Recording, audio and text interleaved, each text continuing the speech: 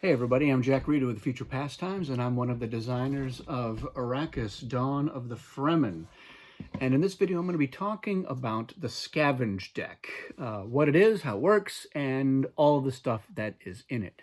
Now, Arrakis, Dawn of the Fremen is played over a number of cycles until there is a winner, and each cycle has a series of phases. And one of the last phases of the cycle is the action phase, where players have two actions that they can do.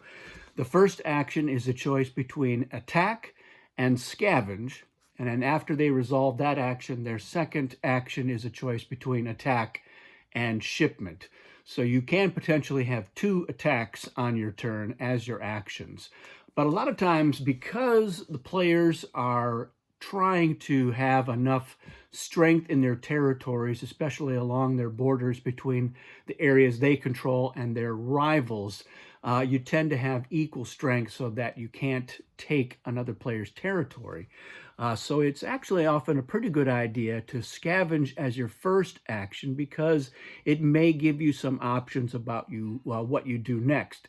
And it's not always about enabling you to make an attack. It actually may be gaining a resource which encourages you to do a shipment action instead.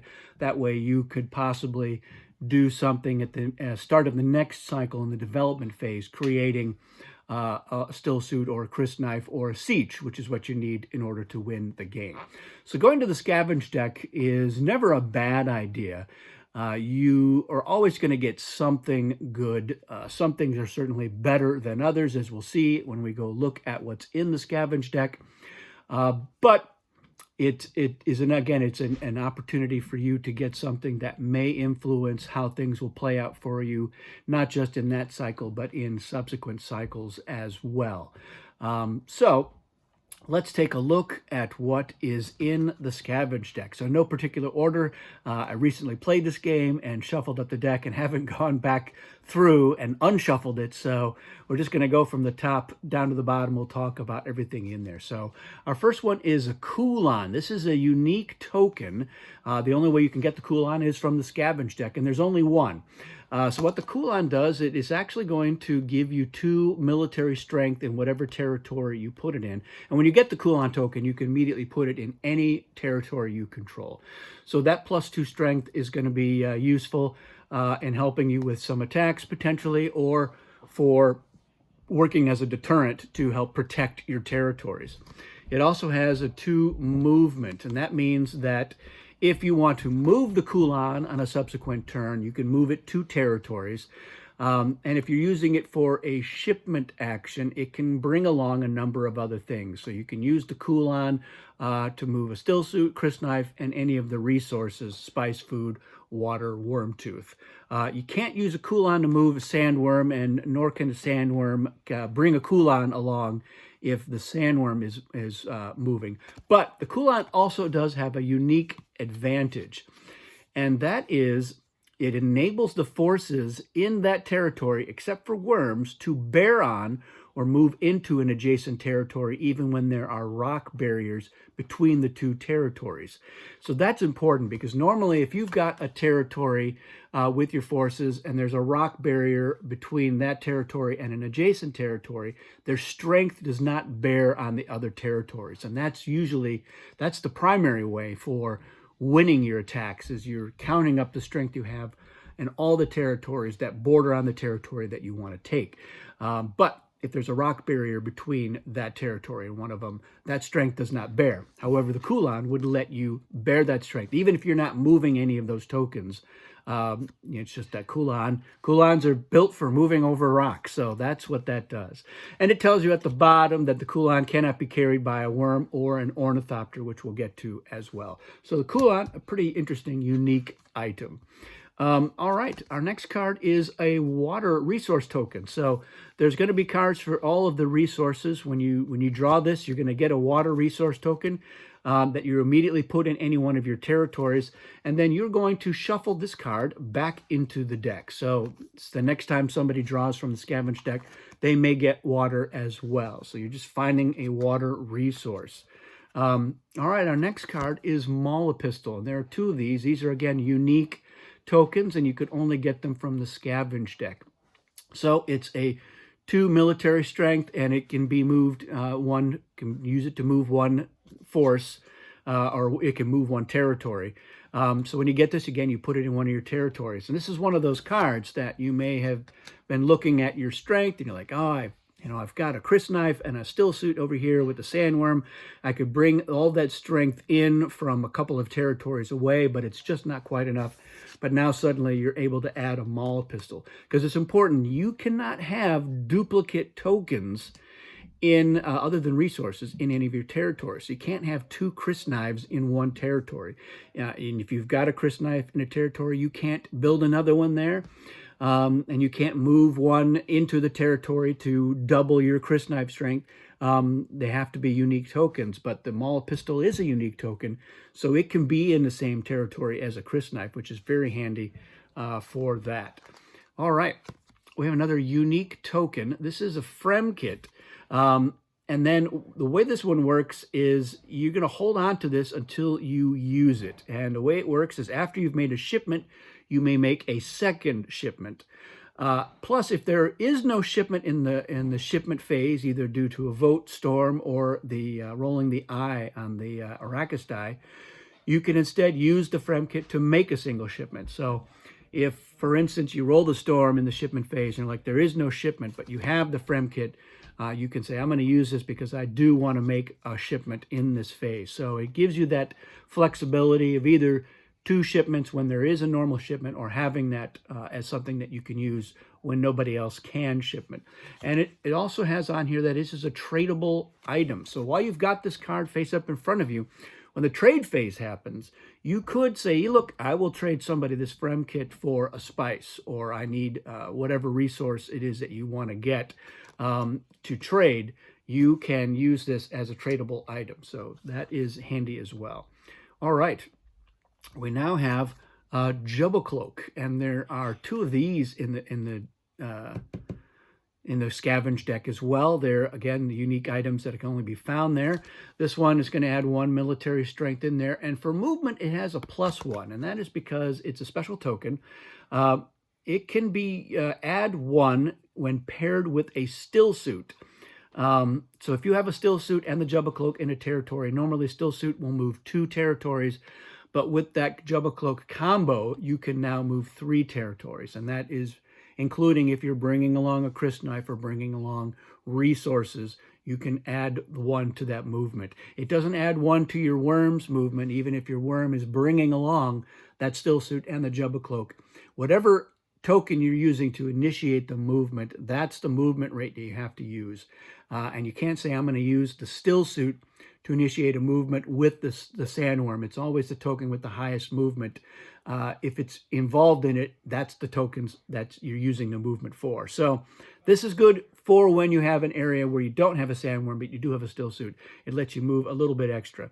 So yeah, it's very handy for one of those. All right.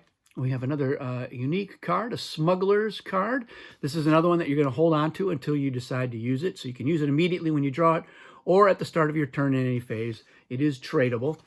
And the way it works is you may move 2 of your items from the following list: still suit, crysknife, maul pistol, Jubba Cloak, Kulan, or Ornithopter, to any other territories you control. So normally when you want to move those tokens, you have to use a shipment action. So either during the shipment phase, or as your second action in the action phase is a shipment, but then you're stuck with, all right, I've got to move through my occupied territories and only the movement rate of whatever it is I'm moving. But with these smugglers, it just lets you, all right, I'm going to move this token all the way over here, and this one I'm going to move all the way over there. So it's good for really a surprise redeployment of some of your strength or important resources if you need to get them to where they can be used for development. And once used, you remove it from the game. So it's, keep that until you need to use it. So you have a food. So this works just like the water one. You're going to recycle it back into the deck. When you get it, you immediately place a food in your tokens. Unlike something like smugglers, these resource ones, you don't hold them till you need them. You immediately have to use those. Here's the spice one, same thing. You're going to put that spice in a territory. And finally, we have the worm tooth as well. So get this card, put it in the territory you want, and then shuffle that card back into the deck. Now, in the deck, we also have a sandworm.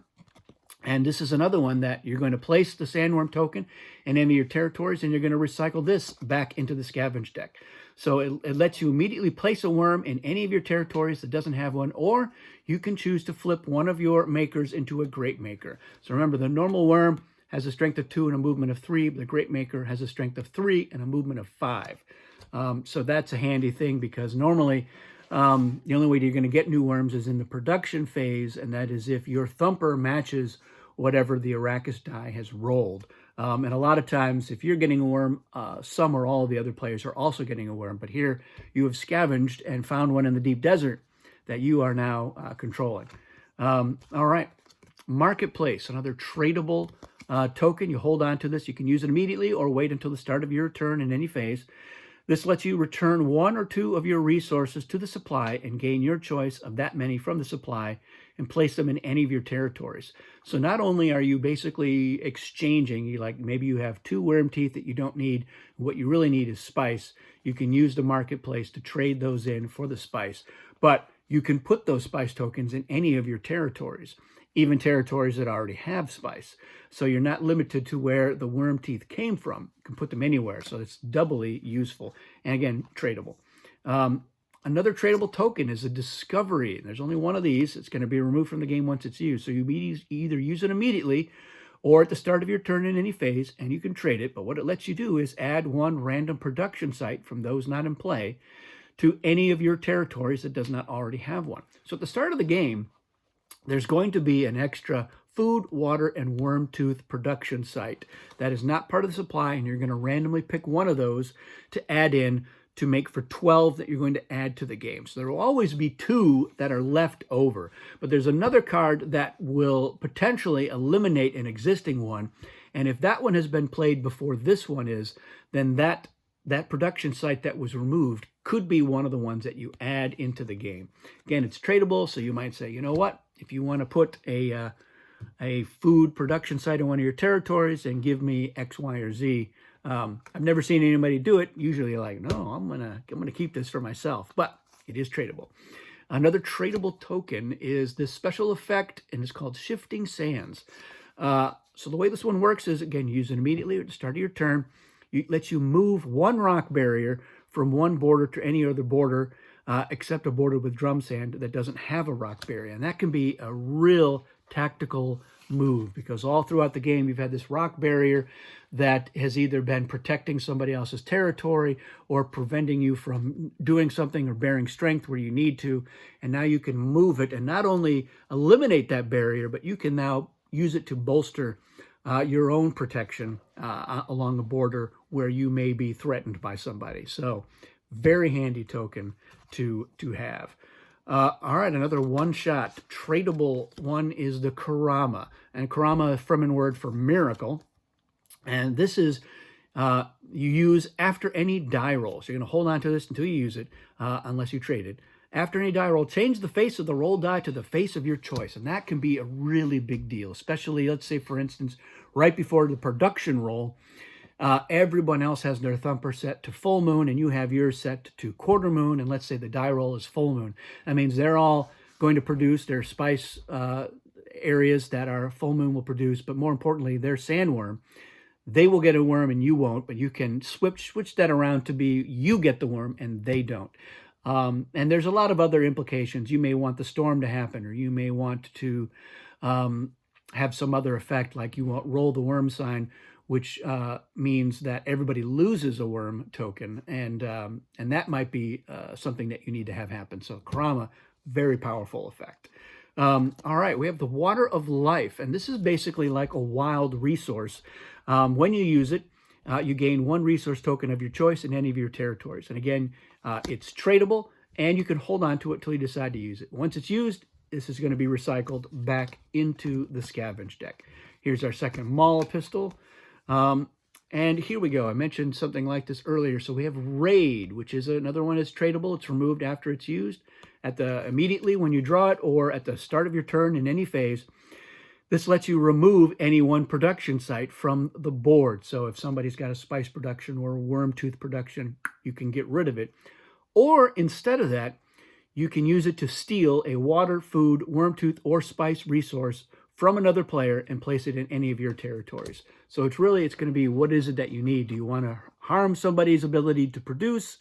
Also removing that from the game, which means that there's just one fewer production site. Or are you just going to get a resource that you need? Especially if you're taking it from somebody, they may have a water and a worm tooth in a territory, and you know they're going to be making a crysknife in the next cycle, but you can take that water token away or the worm tooth token, and now they can't do it, and maybe you can. All right, we're down to the last couple. Here's our extra Jubba cloak, as promised. This one, very similar to shifting sand. It's just called sand. And it's a tradable, and what it does is just removes a rock barrier. So the other one lets you move one. You're basically removing it from one location, placing it in another one. This one, sand, just, the sands have covered up the rock, and now people can walk right over that. And yeah, that rock barrier is now gone, so that can be very devastating. And then our final card is the Ornithopter, another unique token. There's only one of these. It has 1 military strength and 7 movement, so that is a big deal. In addition to that, so when you get this, you're going to place it in any of your territories.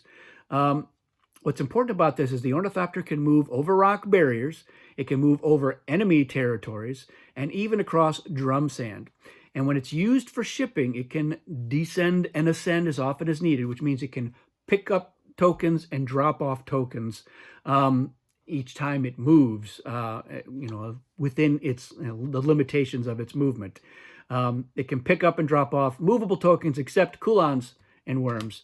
And of course, the warrior tokens and the sieges are not movable tokens. So everything else can be moved by the Ornithopter. So you can do, if you've got a crysknife and a maul pistol and a still suit, you've got a lot of power that you can just swoop in from across the board and attack a territory as your first action, and then as your shipment, you can move stuff out of that territory. And that way your Ornithopter is not vulnerable to the other players. So a lot of really interesting stuff in the Scavenge deck. It's one of, I think, the most exciting parts of Arrakis. It really sets it apart from Borderlands, which was the original game from the early 80s. And so, yeah, even if you are falling behind, the other players are doing well, a good draw on the Scavenge can change your fortune in dramatic ways. So it's one of the few areas where you have a random element in there. But like I said, everybody can go to the Scavenge deck on their turn as their first action, and there's nothing bad. There's no bad events like, oh no, plague or something like that. We've been attacked by a worm. There's no bad things in the Scavenge deck. There's stuff out there in the desert if you can find it, and that's kind of how that works. So that's how that works. It's a really exciting part of Arrakis. Let me know if you have been playing Arrakis and if you've scavenged something that had a dramatic moment in the game, and let me know about what you think of it. What sorts of stuff should be added to the Scavenge deck if we do an expansion, because certainly it's a great way to add some new stuff to the game, keeping in mind that this is a game that is set several generations before the events in Dune, although the exact date and time of when it occurs is flexible. So there could be some stuff that is certainly not thousands of years old in the Dune timeline, some more modern stuff in there. And why should it be in the Scavenge deck? Let me know your thoughts. Thanks for watching, and we'll see you again soon.